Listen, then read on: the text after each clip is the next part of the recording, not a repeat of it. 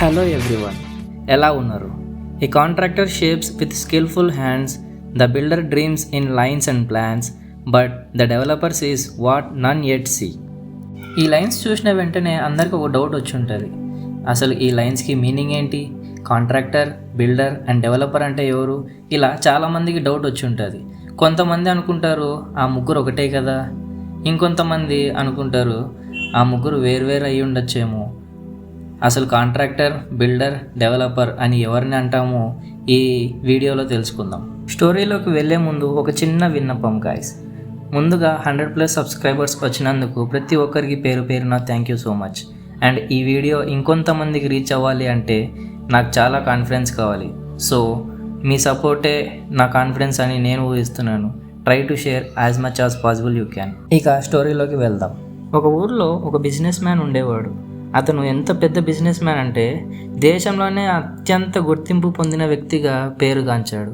అతనికి కన్స్ట్రక్షన్లో నాలెడ్జ్ ఉంది, ఒక ఐడియా వస్తే ప్లాన్ గీసేంత నాలెడ్జ్ ఉంది, ఆ ప్లాన్ని ఎగ్జిక్యూట్ చేసే నాలెడ్జ్ ఉంది, మార్కెటింగ్ నాలెడ్జ్ ఉంది. అలాగే ఏదైనా సరే ఒక మంచి ప్రాజెక్ట్ చేసి దాన్ని సేల్స్ చేయించే కెపాసిటీ కూడా ఉంది.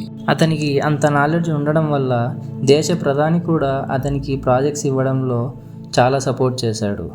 ఒకరోజు ఆ దేశ ప్రధానమంత్రి ప్రెస్ కాన్ఫరెన్స్లో ఒక మాట అన్నాడు. త్వరలోనే మా దేశం గురించి ప్రపంచం అంతటా మాట్లాడుకుంటుంది అని. ఆ ప్రధాని మాటలు విన్న బిజినెస్ మ్యాన్ కొద్దిసేపు ఆలోచించి తన దగ్గర ఒక ప్లాన్ ఉందంటూ ఆ దేశ ప్రధాని దగ్గరికి వెళ్ళి కలిశాడు. ఆ బిజినెస్ మ్యాన్ ప్రధానమంత్రితో కలిసి, సార్ నా దగ్గర ఒక ఐడియా ఉంది, ఇలాగాని ఇంప్లిమెంట్ చేసామంటే ప్రపంచంలోనే అత్యంత విలువగల ప్రాజెక్టుగా నిలుస్తుంది అని చెప్పాడు. వెంటనే ఆ ప్లాన్ గురించి ఆ బిజినెస్ మ్యాన్ ప్రధానమంత్రికి ఎక్స్ప్లెయిన్ చేయగా ఇది విన్న ప్రధానమంత్రి చాలా సంతోషించారు. ఆ సంతోషంలో ఆ ప్రాజెక్టు ఆ బిజినెస్ మ్యాన్కి అప్పగించారు. కట్ చేస్తే 5 సంవత్సరాల తర్వాత 5 ఎకరాల ఏరియాలో 2700 అడుగుల ఎత్తుతో 163 ఫ్లోర్లతో ప్రపంచంలోనే అత్యంత ఎత్తైన టవర్గా పిలువబడింది అదే బుర్జ్ ఖలీఫా.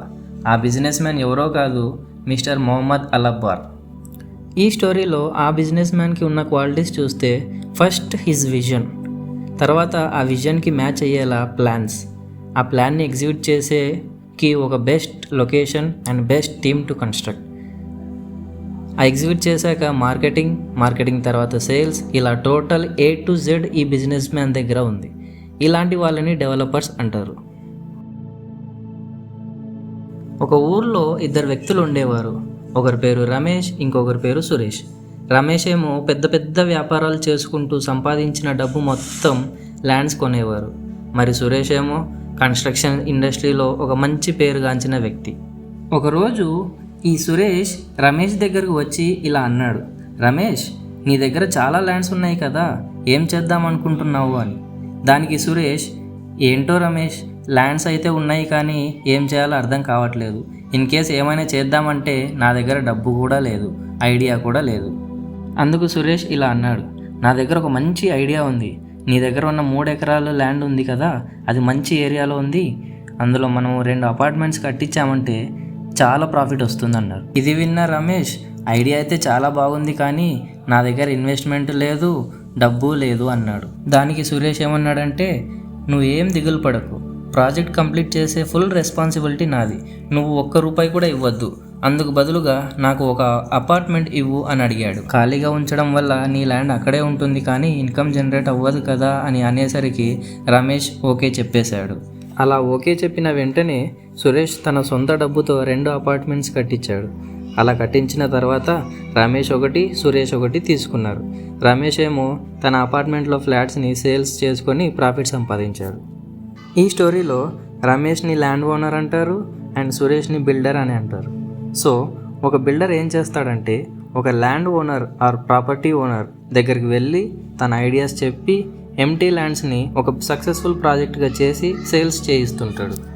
పైన చెప్పిన 2 స్టోరీస్లో వాళ్ళు వాళ్ళ ప్రాజెక్ట్స్ని ఎగ్జిక్యూట్ చేయించారు.